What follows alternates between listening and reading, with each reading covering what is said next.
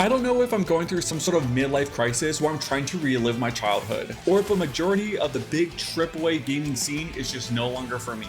But I find myself getting more and more excited for smaller scope games, inspired by what made my youth so fantastic. I mean, if you grew up in the late 80s or early 90s, how could you not be pumped for this game? Not only is it a complete throwback to the incredible Saturday morning cartoons like Spider-Man, it also seems to pay its respects to classic Marvel beat-em-up titles that you would expect to find in your local arcade. I'm talking about cool cabinets like X-Men. It's just so cool to actually be excited for an upcoming video game. You could say maybe it's nostalgia, but the bottom line, Cosmic Invasion simply looks fun. And we shouldn't be surprised, because this is coming from the wonderful developers that brought us the Teenage Mutant Ninja Turtles Shredder's Revenge. Teenage Mutant Ninja Turtles, Teenage Mutant Ninja Turtles, Teenage Mutant Ninja Turtles, heroes in the half shell. This thing was a complete blast. If you love the Turtles like I do, this was a perfect treat and a real gem of a game. Not only is it an awesome co-op beat 'em up, it really did capture the attitude of our favorite Turtles in a half shell.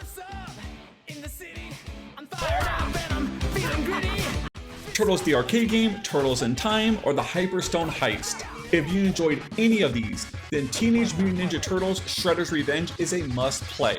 A perfect throwback to the world's fiercest fighting team. However, great games based on comic books and Saturday morning cartoons is not the only resurgence that has me excited.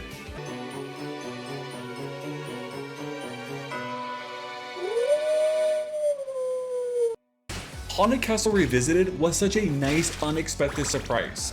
M2 took one of the most unforgiving, awful entries in the series and turned it into something incredibly fun.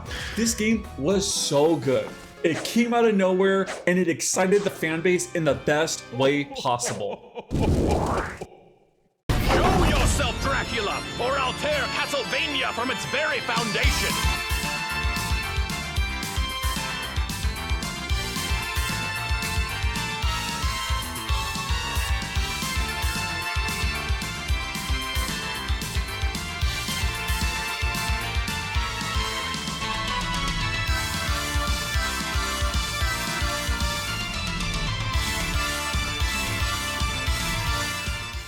Haunted Castle Revisited was such a joy to play. The fact that Konami packaged this into the Dominance Collection was awesome.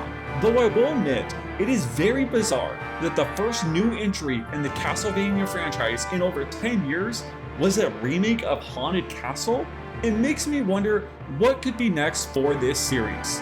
However, luckily for us, to ease that weight, there are a ton of retro-inspired Castlevania games coming our way. It's hopeless. The beast cannot be killed. Apprentice Matteo Lombardo, come forward. Step into the shoes of Matteo Lombardo as he sets out on a quest with his fellow kinsmen to slay a beast that's been terrorizing the land. Unfortunately for these noble knights, they know nothing of the terrors that lay ahead.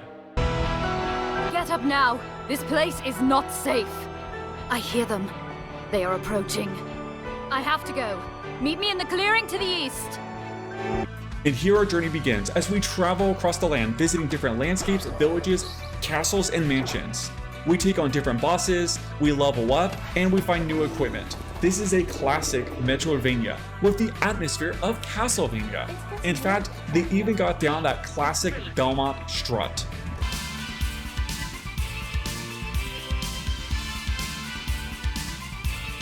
However, Chronicles of the Wolf is not the only Castlevania indie game slated for this year.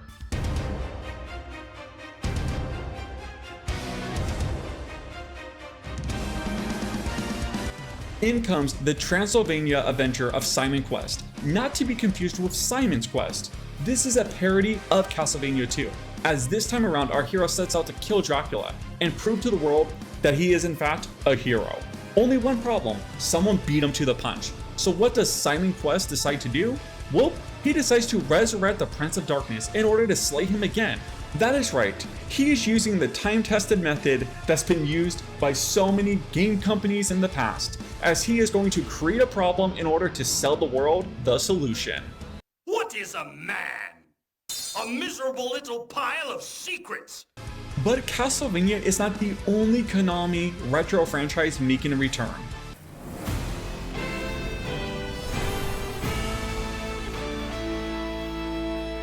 Contra Operation Galuga was such a nice trip down memory lane, being able to take on the role of Bill Reiser or Lance Bean, as we got to battle those classic Contra villains. What an absolute treat. Besides, you know when these two guys are on the screen, all hell is about to break loose. I should have known Contra had arrived when the entire jungle caught fire. Not to mention the game even brought the robots from Probotector. In fact, it even had characters from Contra Hardcore like Brownie and Brad Fang. It was just a complete blast to pick your favorite old school Contra character, grab your favorite weapon, and go ham.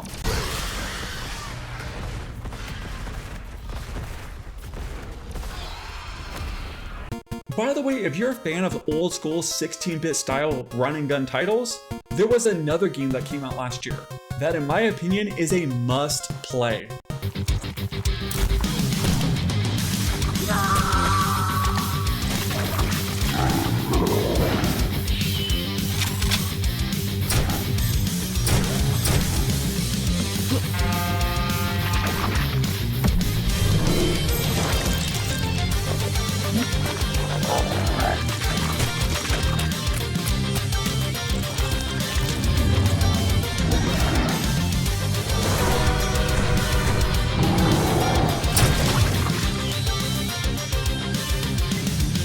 Iron Meat is simply amazing. Not only is the gunplay nice and tight, but the music, the graphics, the over-the-top gore. It basically feels like a mad scientist decided to do the impossible by combining everything that made classic Contra phenomenal with the blood and violence of Splatterhouse. And what's even more insane is this game keeps getting free updates. New weapons? Check. New game modes like crowd control and arm race? Check, check. By the way, speaking of free updates, Double Dragon Gaiden Rise of the Dragons! Double Dragon Gaiden Rise of the Dragons was a phenomenal beat 'em up mixed with rogue-like elements. And with the stage select, it changed things up with every playthrough. Plus, this game is the one that keeps on giving more and more.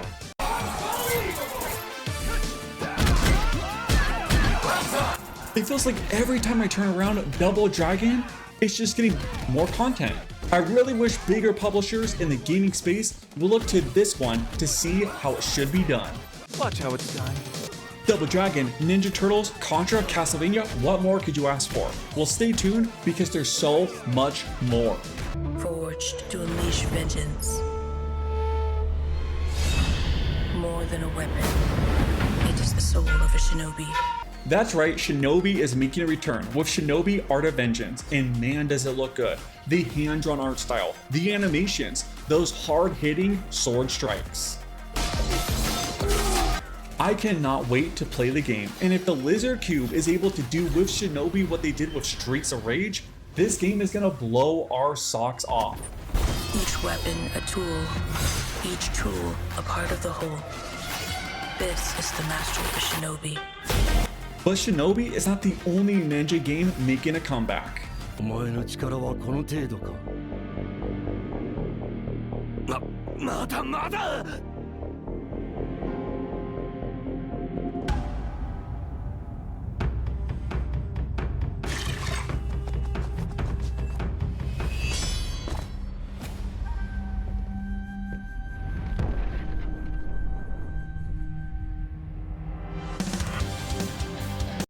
Yeah, one of the hardest gaming franchises is also returning, retro style, with Ninja Gaiden Ragebound. Taking place alongside the events of the OG NES game, we will finally get to see what happens at the Hayabusa village while Ryu is away.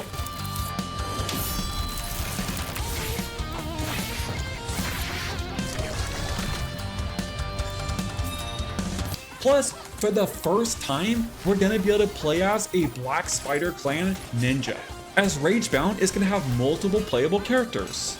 And after how cool Shadow of the Ninja Reborn was, I can't wait to dive into more ninja games.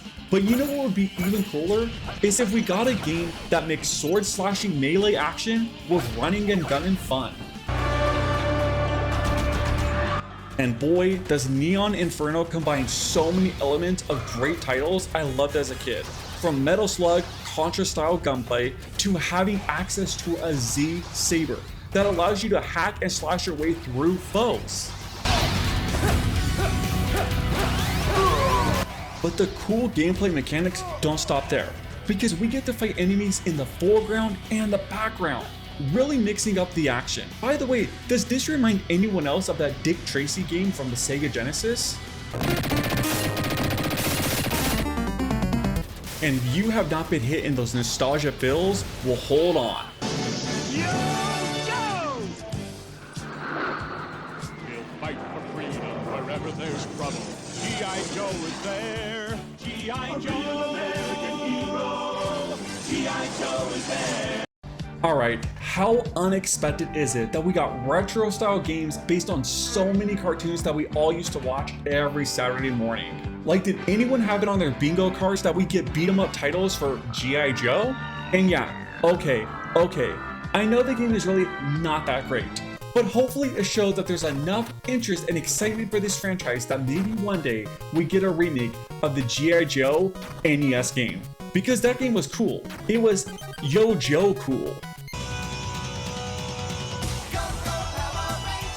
And just like Wrath of Cobra, Power Rangers Rita's Rewind may not have been the greatest, but it's not terrible. And it shows these companies that we still have excitement for these franchises. Plus, we still have Toxic Crusaders to look forward to, and with how great RetroAware has been lately, this one could be a hit. By the way, speaking of chances, what are the odds that Silksong will finally see its release this year? Let me know your thoughts in the comments down below. By the way, if you made it this far and did enjoy the video, let me know by dropping a like, and if you are new, please consider subscribing. As for me, I got a ton of work to do, so I'm gonna get back to the grind and I'll catch you in the next one. Peace.